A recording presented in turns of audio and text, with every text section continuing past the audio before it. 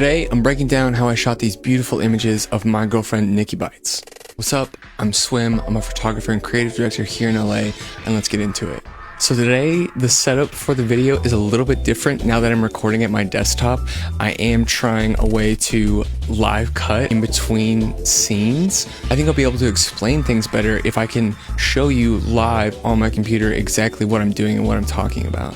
This shoot is pretty simple. I'm using one light on a black backdrop, and I made her skin tones really pale and just tried to use a really soft, flattering light on her body. Our goal was for this siren, gothic, scary woman type of vibe.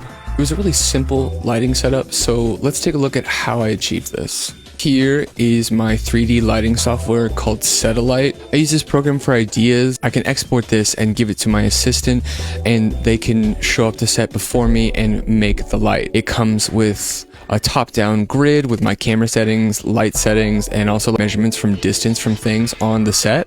We have a 3D view and also a render shot example of what the camera will see. So if we're looking at our actual image, we can see how close I can actually recreate this in Setalight. So we have a really close recreation, similar pose. Unfortunately, our 3D rendered model has a much flatter ass than Nikki Bites, but what can you do? And so this is a 3D view of the setup. It was an 8-foot black backdrop. My camera is sitting here about 6 foot high. And then I used a large parabolic with a grid on it, almost completely top down over the model to achieve this effect. You can see how close it is to the model to get that really soft, even looking lighting. I think something like this 3D program can be really helpful when it comes to designing lights. If you've watched my videos before, you know that preparation is a massive part of what I do, and having this program really allows me to prepare. I can try and replicate my idea in my head as close as possible. So now that I'm at my desk, I'm definitely going to try